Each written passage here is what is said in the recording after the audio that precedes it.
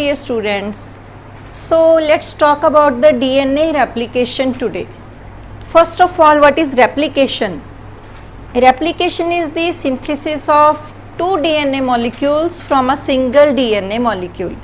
As we all know, DNA is the double helical structure like this. It's made up of two single strands that are coiled around each other to make a duplex. So suppose this is the parent DNA molecule. Now what happens in replication? DNA strand opens up like this and you get to synthesize two new strands over these single strands. So like this way we get two DNA molecules from a single DNA molecule. So as we can see, these are the parent strands and these are the daughter strands, these blue one. So when we get the two DNA daughter molecules, half of the daughter molecule has the same strand as that of the parent DNA molecule, and the other daughter DNA molecule also has one strand from the parent DNA and one is the newly synthesized strand. So in this way we can say that the DNA molecule is semi-conserved, that is both the DNA daughter molecules has one strand from the parent DNA and one newly synthesized strand. So this kind of replication is called semi-conservative, that is DNA molecule is half conserved in the daughter DNA molecules. So these are some concepts which should be cleared before we start DNA replication. So we can say that the DNA replication is semi-conservative in nature, as we saw just now. This is also non-selective. In the case of transcription, what happens? We synthesize mRNA molecule from a DNA molecule. In that, one portion of the DNA opens up and we get to synthesize a molecule of mRNA on this portion. Suppose this is the portion that has been opened up. This is your mRNA, that is messenger RNA.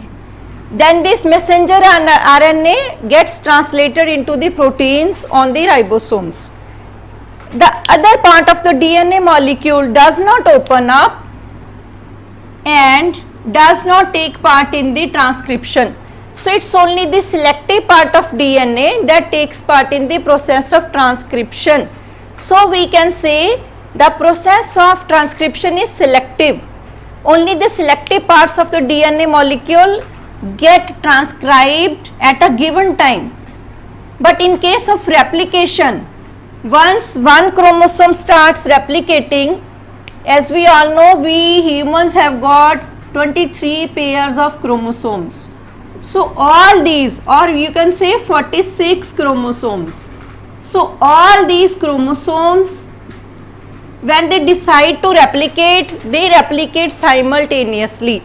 It's not that one pair of chromosome or one chromosome will replicate and the others won't. So we can say the process of replication is non-selective. Whole of the linear DNA molecule in a given chromosome gets replicated at a given time, and all the DNA molecules present in all the chromosomes also get replicated at the same time. So these are the two properties of replication. It's semi-conservative and it's non-selective.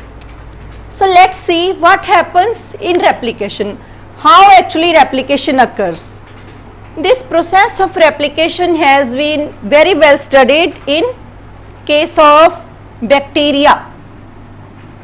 It has been very well studied in case of bacteria, or you can say prokaryotes.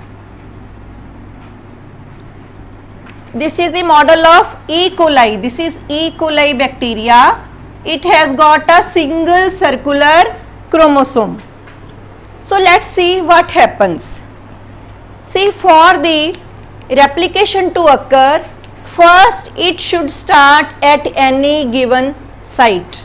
So what is that site where the process of replication occurs, where the process of replication starts? That site is called ORI. ORI, or its origin of replication. Origin of replication. These are the specific sites on chromosomes where the process of replication starts. So what is ORI? This is a site on chromosome where the process of replication starts. This is abbreviated as ORI. So in the case of E. coli, this site is called ORIC, that is origin of replication in coli bacteria. So this is ORIC. So this is the circular chromosome of E. coli. This is the site where we have put a cross. This is the site where the process of replication gets started, and this is called ORIC. It is made up of around 150 to 250 base pairs. This is the length of this site. So what is the main property of this site? Its main property is a special kind of proteins known as the DNA-A. DNA-A proteins can bind to this site. The DNA-A proteins can bind to this site, that is ORIC. And what do these proteins do? These DNA-A proteins basically, this is your double stranded DNA molecule, and this is our ORI site, ORIC. Now these DNA proteins, DNA-A proteins can put hooks, you can say. This is the DNA-A protein, this is also DNA-A proteins, this is also, so this protein can put hooks at this site and it can make the two strands of DNA separate. So these are the ORIC is the binding site for DNA-A proteins which separate the two strands of a DNA molecule. So this is the basic property of ORIC. Now what happens? Now as these proteins have now separated this portion, this DNA-A proteins, so this small portion gets separated, and there is a AT rich region very close to this site. This AT rich region, this is AT rich region which is very close to this site.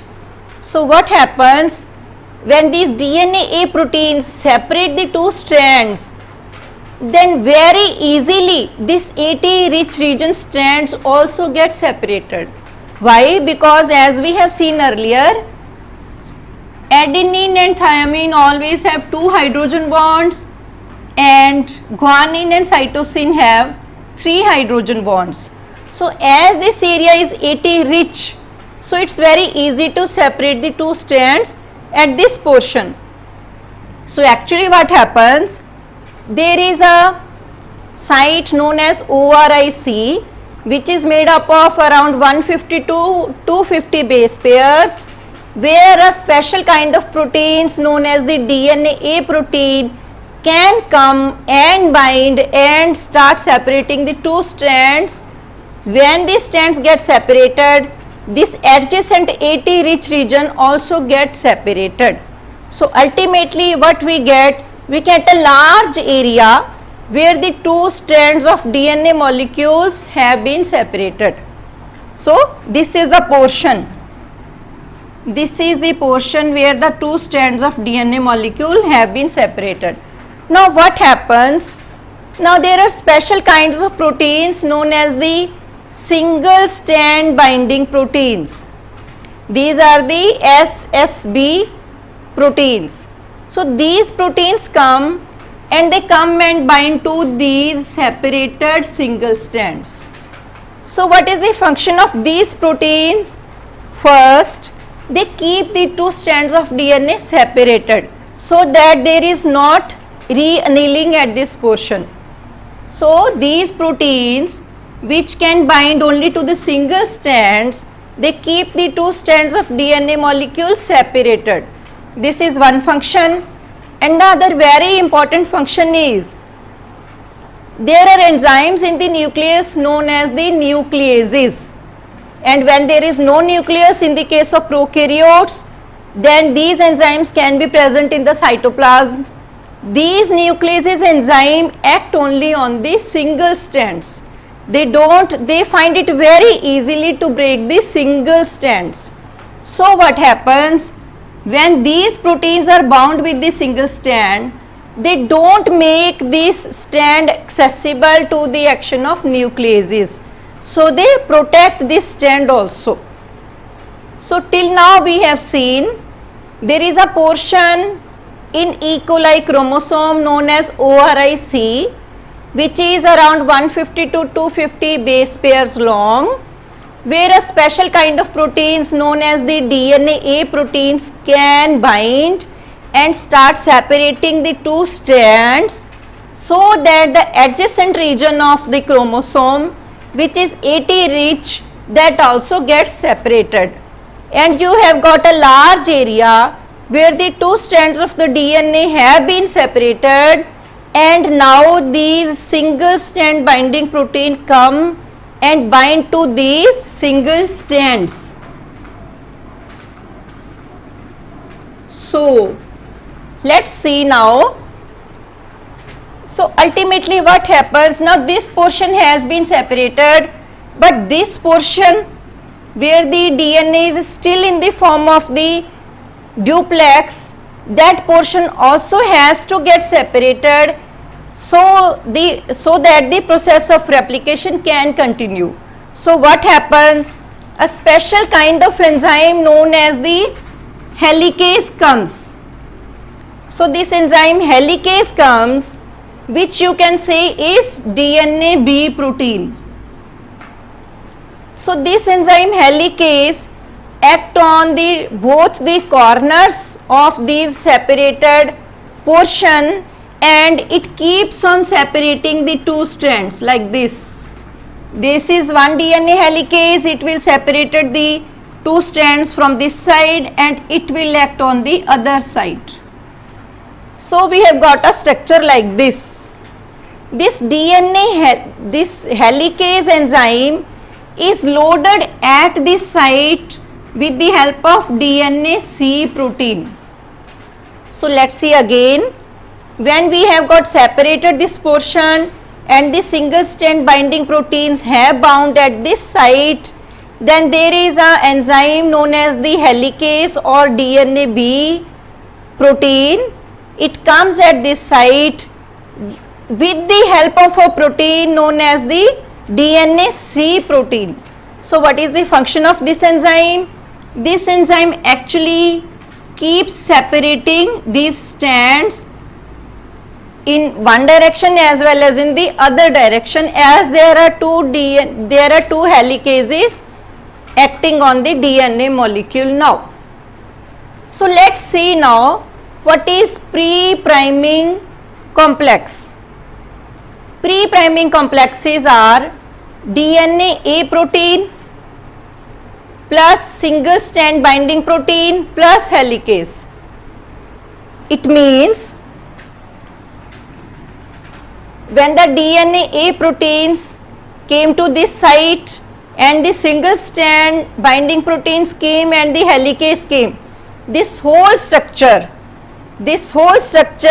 is known as pre-priming complex, that is DNA A, which also helps to separate the two strands, and the single strand binding proteins which make this structure stable, and helicase which unwinds the two ends of this open portion.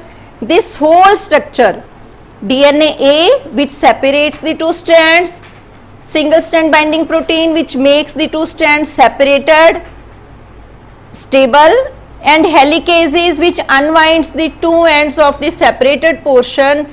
This whole structure DNA plus single strand binding proteins plus helicase is known as pre-priming complex. What do you mean by pre-priming? Pre-priming is some structure that is made before the formation of DNA primer. And which enzyme forms the or makes the DNA primer? That enzyme is called primase. What is DNA primer? DNA primer is a small segment of, it's a small segment of RNA. It's a small segment of RNA that is made before the process of DNA replication starts. That is, for DNA replication to continue, first you need a small segment of RNA. That segment is known as RNA primer, and it's made up by an enzyme known as RNA primase. It is made by an enzyme known as primase. So what is primosome? Now as we have seen what is pre-priming complex, primosome is pre-priming complex, that is DNA A protein plus single strand binding protein plus helicase plus primase enzyme, because in a step after this we need the enzyme primase so as to make the RNA primer. So let's see it again. We have got the circular chromosome of E. coli, where we have got a special site known as the ORIC, which is the origin of replication. Now DNA A protein comes and hooks around this ORIC site and tries to separate this portion, and it separates the two strand a little bit. Then what happens? The adjacent AT rich region also gets separated. Now the single strand binding protein comes and makes these single strands stable and avoid the reannealing of DNA two strands. Now the enzyme helicase comes which unwinds further the two ends of this separated portion. After this whole thing is known as pre-priming complex. Then the enzyme primase comes so that synthesis of RNA primer can be initiated. So this is the whole process till now. So this is how this DNA replication initiation occurs in prokaryotes. So let's see what happens in eukaryotes. For that, let's see the process in yeast cells. Now yeast cell have a single chromosome and sometimes they have an additional circular chromosome also. In the case of eukaryotes, there is this origin of replication, and this region is known as ARS. What is ARS? That is autonomously replicating sequence or replicator. So there are special sequences in the case of eukaryotes which can replicate autonomously, and these are known as replicators. So this is the origin of replication in eukaryotes. There are region around 11 base pairs. These are the specific sequences present in ARS sequences. Let's see it again. The origin of replication in case of eukaryotes is ARS. What is ARS? ARS are autonomously replicating sequence. There are specific sequences inside this ARS which are around 11 base pairs long.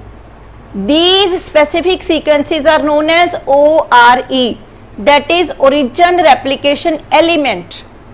So ARS has got origin replication elements which are these specific sequences which are around 11 base pair long. So now let's see what happens. Here as we saw, the DNA A protein came and separated the two strands. So here there are proteins known as ORC, that is origin replication complex. These proteins come here and this portion starts separating. So let's see it again.